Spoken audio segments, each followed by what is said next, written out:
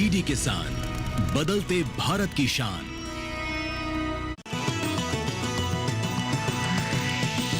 DD किसान, बदलते भारत की शान।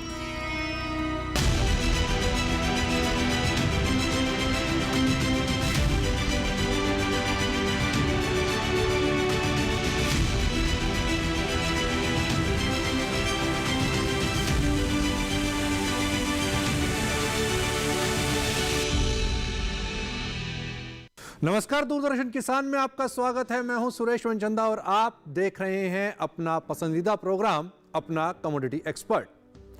हर बार की तरह इस एपिसोड के अंदर में हम बात करेंगे एक कमोडिटी की, और आज की जो कमोडिटी है वो है तिलहनी फसलें। यानी हम बात करेंगे सरसों की, सोयाबीन की, मूंगफली तेल की, और साथ ही साथ ये जानने की कोशिश करेंगे कि इसके घरेलू और अंतर्राष्ट्रीय इस समय पर सिनेरियोज क्या बन रहे हैं। हम जानने की कोशिश करेंगे कि क्या सरकार का 2030 का जो आत्मनिर्भर भारत तिलहनी फसलों के अंदर बनाने का जो लक्ष्य है, क्या वो पूरा होता हुआ दिखाई दे रहा है। जो प्रोडक्शन सरसों का 2-3 साल पहले 80 से 90 लाख मीट्रिक टन हुआ करता था, वो बढ़कर के 130 लाख मीट्रिक टन के आसपास हो जाना क्या संकेत देता है। और इस बार सरसों की कितनी बुआई इस समय तक हो चुकी है, कितना प्रोडक्शन आने की संभावना है और प्राइजेस क्या रहेंगे, ये सब हम जानेंगे आज के इस एपिसोड में। और हमारे साथ दो खास मेहमान इस समय पर स्टूडियो में मौजूद हैं। हमारे साथ डॉक्टर पुरुषोत्तम शर्मा जी इस समय पर हमारे साथ में मौजूद है। आप प्रिंसिपल साइंटिस्ट हैं ICAR से, आपका स्वागत है। और साथ ही हमारे साथ में सुरेश नागपाल साहब हैं, आप चेयरमैन हैं कोइट से, आपका भी स्वागत है सुरेश जी।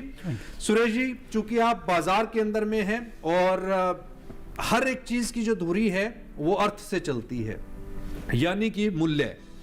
क्या लगता है इस समय का सिनेरियो क्या है, खास तौर के ऊपर पे तेलों की अगर मैं बात करूं। और मेरा पहला सीधा सवाल, क्या आपको लगता है कि साल 2026 अच्छा जाने वाला है? जो बुआई इस समय पर किसान कर रहे हैं और जो फसल आएगी 2026 के अंदर में सरसों की, उनको एक अच्छा प्राइस मिलेगा? धन्यवाद मनचंदा जी। सरसों की जो बुआई इस बार हुई है वो पिछले साल से अब तक की बुआई में 4 से 5% एक्स्ट्रा हुई है। 77 लाख हेक्टेयर में अभी बुआई हुई है और किसान को पिछले पूरे साल में MSP के ऊपर दाम मिला है। गवर्नमेंट की पॉलिसी इस तरह से रही कि किसान को अच्छा प्राइस मिला है, तो इसलिए बुआई भी ज़्यादा हुई है। और हम एक्सपेक्ट कर रहे हैं कि इस बार हमारी जो सरसों की फसल, पिछली बार जो आकलन हमारा था 111 लाख टन का क्वाइट और मोपा का, इस बार हम उम्मीद रखते हैं कि ये 115 से 120 के आसपास लेके आएंगे। ओके, यानी 115 से 120 रुपए के आसपास। 115 से 120 लाख टन। 115 से 120 लाख टन। आप मस्टर्ड सीड की बात कर रहे हैं। तो अभी जो वैसे अगर मैं आंकड़े देखूं, पिछले साल का जो आंकड़ा था वो तकरीबन ये दिखा रहा है कि 120 लाख मीट्रिक टन को हम पार कर गए। तो क्या आपको लगता है कमोबेश ये बढ़ोतरी जो है इस साल ज़्यादा हो सकती है? वेदर अच्छा है, कंडीशंस अच्छी बताई जा रही हैं और सर्दी जो है इस बार ठीक ठाक पड़ने की संभावना लग रही है नॉर्दर्न इंडिया के अंदर में, क्योंकि मेजर क्रॉप ये नॉर्दर्न इंडिया की है और उससे प्रोडक्शन इंक्रीज होने की भी बात निकल करके आ रही है। हाँ, बिल्कुल ठीक कह रहे हैं, क्योंकि इस बार बुआई से पहले इस बार बरसात बहुत अच्छी हुई है, तो उसका बेनिफिट मिलेगा हमें। और जो सर्दी है, सर्दी भी इस बार थोड़ा सा जल्दी आई है और थोड़ा लंबा चलने के भी चांसेस हैं। तो सर्दी में क्या होता है कि जब थोड़ा ओस गिरती है तो उससे सरसों को बहुत बल मिलता है। तो हम उम्मीद कर रहे हैं कि इस बार अगर मौसम ये ठीक रहता है तो हमारे को जो है पिछले साल से 5 से 6-10% तक सरसों की सीड की जो है वो यील्ड ज़्यादा मिलेगी और साथ में हमारा प्रोडक्शन भी ज़्यादा होगा। डॉक्टर साहब, इस समय पर क्योंकि आप जिस संस्थान से आ रहे हैं और उसमें लगातार रिसर्च एंड डेवलपमेंट का काम है, और रिसर्च एंड डेवलपमेंट के अंदर में हम जो एक टारगेट लेकर के चल रहे हैं, भारत सरकार एक टारगेट लेकर के चल रही है कि 2030 तक खाद्य तेलों के अंदर में हमें आत्मनिर्भर होना है। और आत्मनिर्भरता तभी आएगी जब प्रोडक्शन इंक्रीज होगा और डिमांड पूरी होगी। चूंकि अभी आज की तारीख के अंदर में हम कमोबेश 50% से लेकर के 60% इंपोर्ट करते हैं खाद्य तेलों का। अब खाद्य तेल जब बाहर, हमारी डिपेंडेंसी जो है अदर कंट्रीज के ऊपर पे है, तो उनके भी प्रोडक्शन, उनका भी जो गवर्नमेंट पॉलिसीज हैं उसके ऊपर पे डिपेंडेंसी आ जाती है। इस बार क्या आपको लगता है कि प्रोडक्शन के अंदर में सरप्लस आएगा, प्रोडक्शन बढ़ेगा? क्योंकि लगातार हमने ये देखा है कि सरसों का जो दायरा है वो लगातार बढ़ा है और सरसों की प्रोडक्शन के अंदर में हमने इजाफा देखा है। इस साल का सिनेरियो आप क्या देखते हो? केवल सरसों की ही बात नहीं, अगर तिलहन क्षेत्र की बात करते हैं तो 16-17 से एक मेजर जंप हम देखते हैं तिलहन का प्रोडक्शन में। ठीक है। एरिया और प्रोडक्शन दोनों में जंप है, पर ये जो प्रोडक्शन में जंप है, टोटल उत्पादन में जंप है, वो आपका उत्पादकता के कारण भी है। तो उसका जो उत्पादकता हम देख रहे हैं कि केवल हमारा एरिया ही नहीं बढ़ रहा, प्रति एकड़ प्रति एकड़ या प्रति हेक्टेयर जो उत्पादन है, यील्ड जो है वो इंक्रीज, वो भी इंक्रीज हो रही है। ठीक है। और अब इस साल की अगर बात करते हैं, सरसों की बात करें तो हालांकि बरसात लेट तक होती रही, खेतों में पानी रहा, तो बुआई थोड़ा सा दिक्कत आई किसानों को। उसके बावजूद जो अभी तक बुआई के आंकड़े हैं वो ये कहते हैं कि 4-5% ज़्यादा बुआई हुई है। ठीक है। खेतों में नमी अच्छी है और फसल का जहाँ तक मैंने देखा है, क्योंकि मैं राजस्थान से ही बिलोंग करता हूँ, तो मैंने जहाँ तक देखा है कि फसल अच्छी है इस बार खेतों में। ठीक है। तो उत्पादकता पहले से बेहतर आनी चाहिए। ठीक है। और ये संकेत देता है कि हम जो आत्मनिर्भरता की तरफ जो प्रयास कर रहे हैं, national mission on edible oils, 2 हैं, ऑयल सीड और पाम ऑयल। पाम ऑयल, जी। तो 2 मिशन हमारे इसके लिए चल रहे हैं।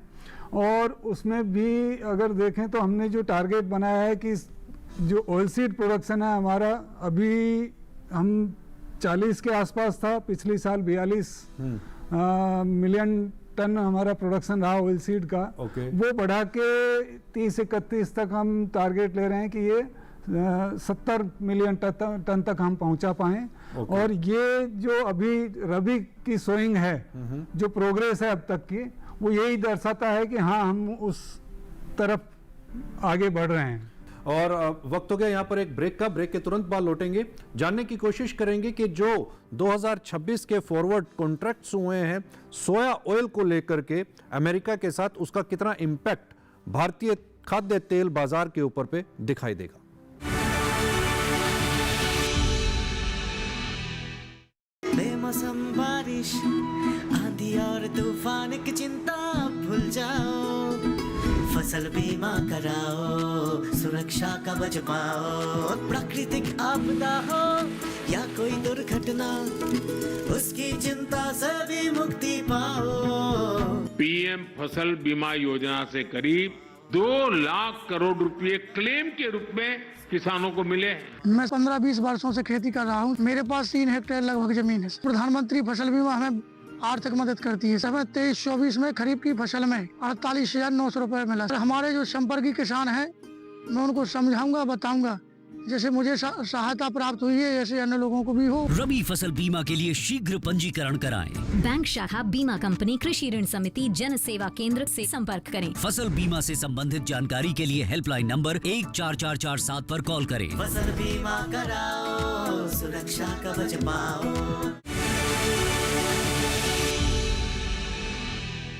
ब्रेक के बाद एक बार फिर से स्वागत है। चर्चा जारी है, चर्चा को आगे बढ़ाएं। देखिए ये खास रिपोर्ट।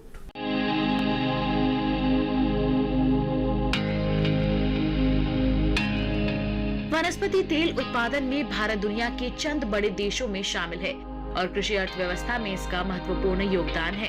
लेकिन यहाँ खाद्य तेलों की घरेलू मांग इतनी ज्यादा है कि इतना बड़ा उत्पादन भी कम पड़ जाता है। इसलिए हमें दूसरे देशों से तेल आयात करना पड़ रहा है। पिछले 20 साल के दौरान इनका आयात 2.2 गुना और आयात पर आने वाले खर्च में 15 गुना बढ़त हुई है। 2024-25 के दौरान भारत ने विदेश से 160 लाख टन खाद्य तेल मंगाया है। अंतर्राष्ट्रीय बाजार में इसकी कीमत 1,61,000 करोड़ रुपए है।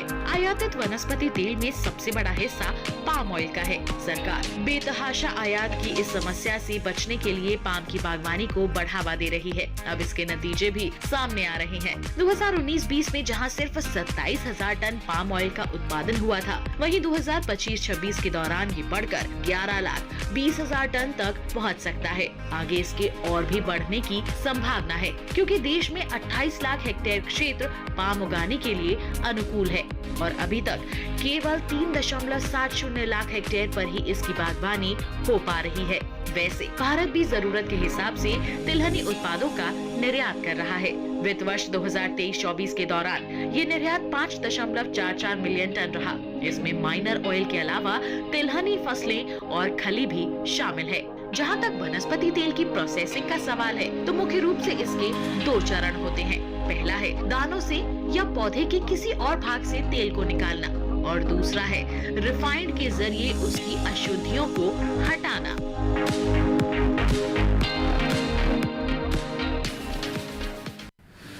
सुरेश जी, सोया ऑयल को इंपोर्ट होने की बात हो रही है। सोया ऑयल के फॉरवर्ड जो कॉन्ट्रैक्ट्स हैं वो हो चुके हैं, बहुत सारी कंपनीज ने किए हैं, क्योंकि इंडोनेशिया ने जो E50 का जो कैंपेन अपना एग्जीक्यूट किया है उसका इम्पैक्ट पाम के प्राइसेस के ऊपर पे देखने को मिल रहा है।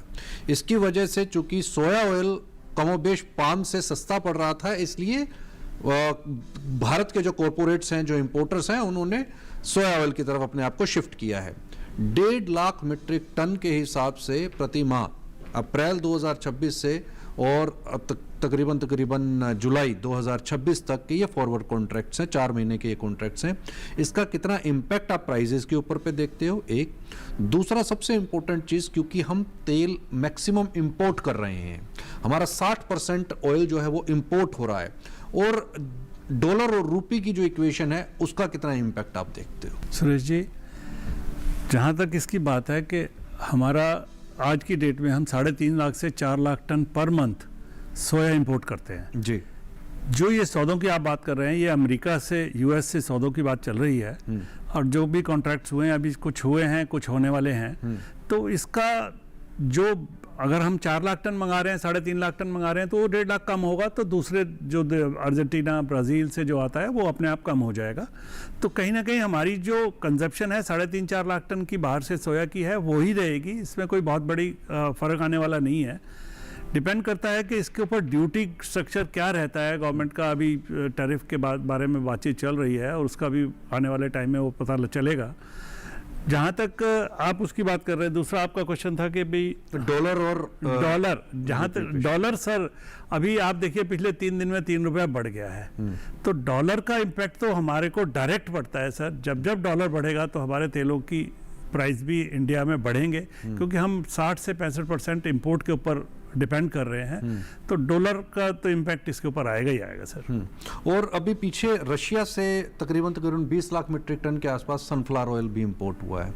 ये एक बड़ी क्वांटिटी है कि सनफ्लावर ऑयल वापस से मार्केट के अंदर में आना शुरू हुआ है। इसको आप किस नज़र से देख रहे हैं? पहले हमारा यूक्रेन से ज़्यादा सनफ्लावर ऑयल आता था। यूक्रेन रशिया का वार होने की वजह से थोड़ा सा शिफ्ट हुआ है, और हमें रशिया से अच्छे सौदे मिले हैं और रशिया से हमें पैरिटी अच्छी मिली है, तो वहाँ से आ रहा है। पर कहीं ना कहीं हम अगर आप देखें सॉफ्ट ऑयल में सोया और सनफ्लावर में 20 रुपये किलो का डिफरेंस आ गया है, जो कि उसकी वजह से हमारी कंजप्शन धीरे धीरे थोड़ा सा कम हो रही है। किसी टाइम में हम 2.5 लाख से 3 लाख टन पर मंथ मंगा रहे थे, तो अभी थोड़ा सा उसका कम हुआ है, 50-60 हज़ार टन कम आ रहा है। ये तो सनफ्लावर की बात कर रहे हो आप? सनफ्लावर ऑयल महंगा पड़ रहा है, सर। 20 रुपए पर लीटर के हिसाब से वो महंगा पड़ रहा है, इसलिए उसकी जो डिमांड है वो थोड़ा कम हो रही है, वो थोड़ा शिफ्ट हो रही है सॉफ्ट ऑयल्स को, सोया की तरफ। डॉक्टर साहब, जो एरिया बढ़ने की हम बात कर रहे हैं, जो यील्ड बढ़ने की बात कर रहे हैं, यील्ड बढ़ाने में कहाँ पे दिक्कत आ रही है, और क्या लगता है कि यील्ड, अगर हम यील्ड के ऊपर पे काम करते हैं तो उससे क्या फास्ट आपके पास में रिकवरीज इसकी नहीं आ सकती? जो डिपेंडेंसी है अदर कंट्रीज के ऊपर पे वो क्या रिड्यूस नहीं हो सकती? क्योंकि एक बड़ी क्वांटिटी के अंदर में आपका डॉलर जो है, रूपी, अगर डॉलर और रूपी की इक्वेशन देखें तो भाई इंपोर्ट कर रहे हैं तो डॉलर देना पड़ता है, तो वो डॉलर देना पड़ता है तो वो भी एक बर्डन है गवर्नमेंट के ऊपर पे। तो वो उस डिपेंडेंसी को कैसे कम किया जाए? जहाँ तक उत्पादकता की बात है, तब सभी तिलहनों में हमारा जो अनुसंधान और पर जो उत्पादकता है और जो किसानों के लेवल पे या स्टेट एवरेज यील्ड की बात करते हैं तो एक वाइड गैप है। लगभग ये अलग अलग फसल में अलग अलग है, पर 40% से लेकर 60%, 70% तक यील्ड गैप है जो अचीवेबल है। अच्छा, हाँ, डेमोन्स्ट्रेशंस के थ्रू फार्म जो सभी संस्थान हमारे काम कर रहे हैं ऑयल सीड में, 4-5 संस्थान हमारे हैं। एक सोयाबीन का इंदौर में है, सरसों का सेवर भरतपुर में है, ऑयल सीड्स का हैदराबाद में है, ग्राउंडनट का गुजरात में है और पाम ऑयल का कर्नाटका में है। तो ये सभी संस्थान अपने किसानों के लेवल पर अपनी टेक्नोलॉजी, जो नई टेक्नोलॉजी आई है, नई वैरायटीज आई है, वो किसानों के लेवल पर डेमोन्स्ट्रेट भी करते हैं। उस डेमोन्स्ट्रेशन में और स्टेट एवरेज यील्ड में भी एक अच्छा खासा गैप है। ओके, तो ये एक बड़ा पॉइंट डॉक्टर साहब ने बताया कि अगर आपके उत्पादन के अंदर में कहीं कमी है, कहीं कमी आई है, तो आपको उसके जो प्रोसेस है उसके ऊपर पे खास तौर पर ध्यान देने की ज़रूरत है, क्योंकि यहाँ से भी आपकी जो इनकम है, जो आय है, वो बढ़ रही है। अगर आपको 5-7 क्विंटल ही माल मिल रहा है 1 एकड़ से, 1 हेक्टेयर से, और वहाँ पर 20 क्विंटल और 25 क्विंटल माल दूसरे को मिल रहा है, तो कहीं ना कहीं एक गैप है। वक्त हो गया यहाँ पर एक ब्रेक का। ब्रेक के तुरंत बाद लौटते हैं, जानने की कोशिश करेंगे क्या इस बार आपको 7,000 रुपए के ऊपर भाव, यानी कि जो हमने भाव 8,000, 9,000 रुपए के देखे थे, क्या वो दोबारा से मिल सकते हैं? ब्रेक के उस पार। नमस्कार किसान भाइयों और बहनों, आप देख रहे हैं मंडी खबर। मैं हूं आपकी एआई एंकर भूमि। आज हम आपके लिए लाए हैं देश भर की मंडियों से ताजा तरीन भाव। सबसे पहले सेब के भाव। उत्तर प्रदेश की हाथरस मंडी में सेब का भाव रहा 6,950 रुपये प्रति क्विंटल। हरियाणा की गुरुग्राम मंडी में सेब का कारोबार 7,500 रुपये प्रति क्विंटल पर हुआ। पंजाब की गढ़शंकर मंडी में सेब की खरीद 5,500 रुपये प्रति क्विंटल पर हुई। अब जानते हैं जौ के भाव। गुजरात की दाहोद मंडी में जौ का कारोबार 2,450 रुपये प्रति क्विंटल पर हुआ। राजस्थान की बस्सी मंडी में जौ का भाव रहा 2,021 रुपये प्रति क्विंटल। उत्तर प्रदेश की फिरोजाबाद मंडी में जौ के सौदे 2,450 रुपये प्रति क्विंटल पर हुए। अब आलू के भाव की जानकारी।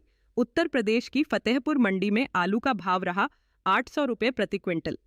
हरियाणा की गुरुग्राम मंडी में आलू का कारोबार 900 रुपये प्रति क्विंटल पर हुआ।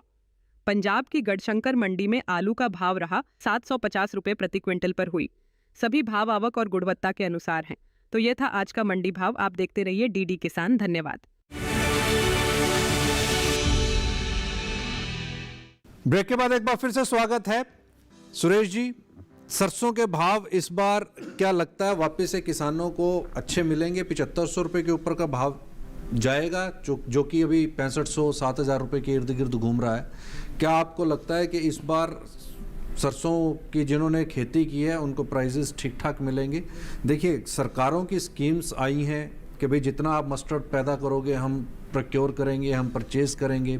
अभी की अगर मैं करंट स्थिति जानने की भी कोशिश करूं तो इस समय पर करंट स्टॉक क्या अवेलेबल है? नाफेड के पास कितना है? हाफेड के पास में कितना स्टॉक अवेलेबल है? बाजार के अंदर और किसानों के पास स्टॉक की क्या स्थिति है? ये 2 क्वेश्चन है।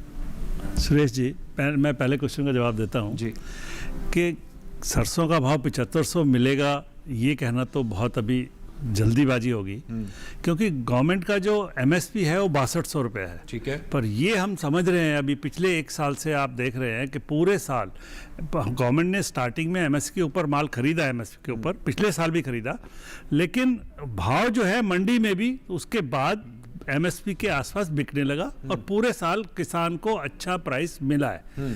तो हम ये उम्मीद करते हैं, जहाँ तक उसकी बात है कि गवर्नमेंट ने जब जब जरूरत पड़ी बीच में एक 10% ड्यूटी हाइक की, क्योंकि जो बाहर से 60% 65% तेल हमारा बाहर से आता है, तो उसका और इसका डिफरेंस आज भी अगर हम बात करें 125 रुपए की सोयाबीन और 125 रुपए ही पामोलिन ये सब अवेलेबल है, उसके अगेंस्ट 145 रुपए मस्टर्ड हमारा बिक रहा है। तो इसकी जो बहुत बड़ी वजह ये है कि मस्टर्ड के प्रति लोगों का एक कॉन्फिडेंस बना है कोविड के बाद, और 20 रुपए किलो ऊपर बिकना बहुत बड़ी बात है आज के दिन में।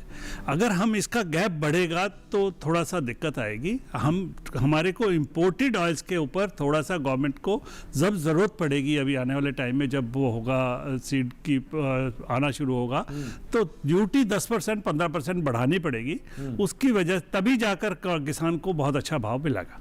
ओके, और जो दूसरा क्वेश्चन, स्टॉक की अवेलेबिलिटी इस समय पर आप क्या देख रहे हैं? अभी अगर हमने जो पिछले इस महीने आकलन किया है क्वाइट और मोपा ने, उसमें ये 23 लाख टन के आसपास स्टॉक अभी बाजार में अवेलेबल है, और हमारे पास 2.5 महीने हैं। दिसंबर, जनवरी और फरवरी की 15 तारीख के बाद हमारी आवक शुरू हो जाती है। ठीक है। पर हमें 2.5 महीने के लिए जो टोटल स्टॉक चाहिए वो 20-22 लाख टन चाहिए। 8 से 9 लाख टन पर मंथ का हमारा कस्टिंग हो रहा है, और जिसमें से 13 लाख टन के आसपास जो है वो किसान के पास स्टॉक है। 4.5 लाख टन आड़तियों और प्लांट वालों के पास स्टॉक अवेलेबल है। 5.5 लाख टन नेफेड और हैफेड के पास है।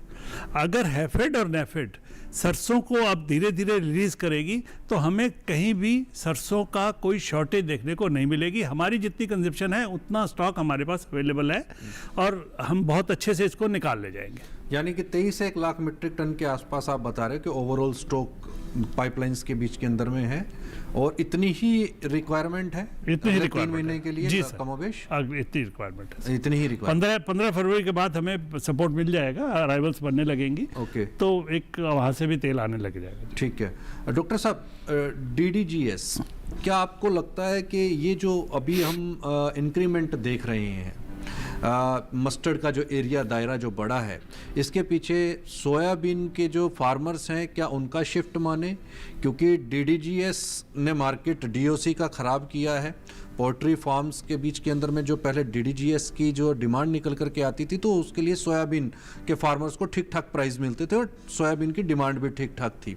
लेकिन चूंकि ऑयल कंटेंट सोयाबीन के अंदर तो बहुत ही कम है, और मेजरली वो पोल्ट्री फीड और कैटल फीड के लिए यूज़ किया जा रहा था, तो क्या आपको ये लगता है कि ये जो शिफ्ट हुआ है, चाहे हम मध्य प्रदेश की बात करें, अभी बिहार की भी सुरेश जी बात बता रहे थे कि बिहार के अंदर भी एरिया जो है वो बड़ा है सरसों का, तो क्या ये कोई रीजंस हैं जिसकी वजह से इस बार मस्टर्ड की अच्छी खासी क्रॉप हम देखेंगे?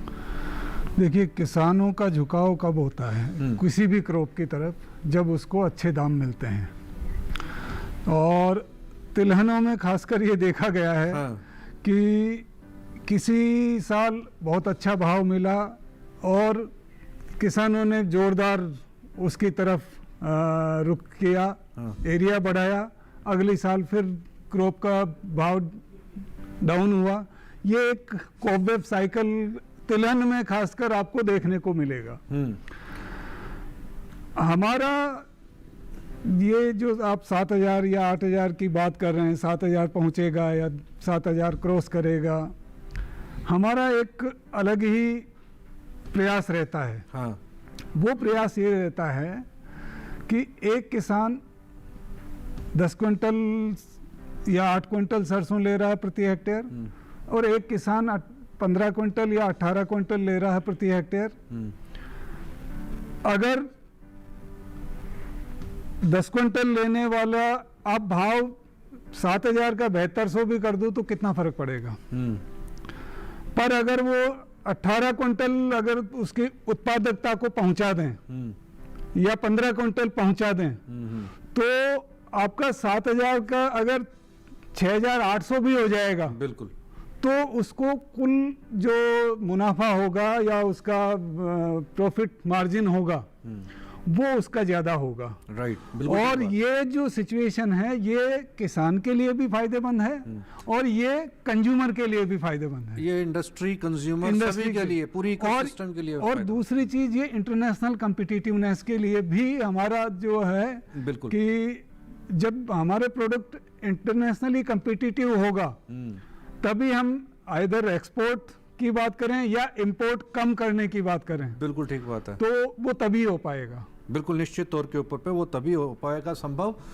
यहाँ पर जो मेन जो चीज़ निकल करके आई है वो ये चीज़ है कि अगर आप अपने प्रोडक्शन को इंक्रीज करने पर ध्यान देते हैं, जैसे अभी डॉक्टर साहब ने बताया कि क्वालिटी बीज सीड्स, उसका अगर आप यूज़ करते हैं, जो साइंटिफिक जो मेथड्स हैं, जो अनुसंधान ने प्रोवाइड किए हैं, जो साइंटिस्ट आपको प्रोवाइड कर रहे हैं, अगर उनको आप फॉलो करते हो तो निश्चित तौर के ऊपर प्रोडक्टिविटी बढ़ने का मतलब ये है कि आपकी इनकम में इजाफा हो रहा है, आपकी आय बढ़ रही है और इसका बर्डन जो है आगे कंज्यूमर पर भी शिफ्ट नहीं होता, बल्कि कंज्यूमर भी जो है, जो उपभोक्ता है, एंड यूजर है, उसको भी थोड़ा सा ईज यहाँ पर महसूस होता है। अब वक्त हो गया यहाँ पर सवालों और जवाबों के सिलसिले का। तो पिछले हफ्ते जो हमने आपसे सवाल किया था वो सवाल आपकी टीवी स्क्रीन के ऊपर पे, और जिन्होंने इस सवाल का सही जवाब दिया है वो मैं आपको बता देता हूं। पिछले हफ्ते हमने आपसे सवाल किया था एनसीडीएक्स पर पहला सौदा कब हुआ था, यानी कि जब एनसीडीएक्स स्टार्ट हुई थी तो पहला सौदा कौन सी तारीख को हुआ था। हमने आपको ऑप्शंस दी थी। ऑप्शन ए 9 जनवरी 2004, 15 जनवरी 2004, और ऑप्शन सी थी 25 फरवरी 2004, और ऑप्शन डी 1 मार्च 2004। तो इसका जो सही जवाब है वो है ऑप्शन ए 9 जनवरी 2004। और जिन लोगों ने इस सवाल का सही जवाब दिया था उनके नाम टीवी स्क्रीन पर।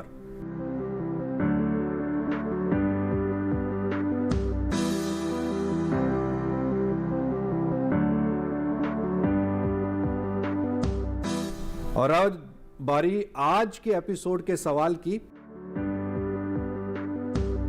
तो आज का जो सवाल है वो है वनस्पति तेल का आयात कम करने के लिए सरकार किस पौधे की बागवानी को बढ़ावा दे रही है। ऑप्शन ए सरसों की, ऑप्शन बी सोयाबीन की, ऑप्शन सी पाम की, और ऑप्शन डी नारियल की। इस सवाल का आपको हमें जवाब शुक्रवार रात 9 बजे से शनिवार रात 9 बजे के बीच भेजना है, यानी कि 24 घंटे हैं आपको, और आपको इस सवाल का जवाब हमें मेल करना है अपना commodityexpert@gmail.com पर। आप आए सुरेश जी, इसके लिए बहुत बहुत शुक्रिया। डॉक्टर साहब आपने समय निकाला, इसके लिए आपका बहुत बहुत धन्यवाद। Thank you. इस एपिसोड के अंदर में फिलहाल के लिए इतना ही, लेकिन आप कहीं मत जाइए, आप देखते रहिए दूरदर्शन किसान, क्योंकि इसी तरह की जानकारियों का सिलसिला बदस्तूर जारी है।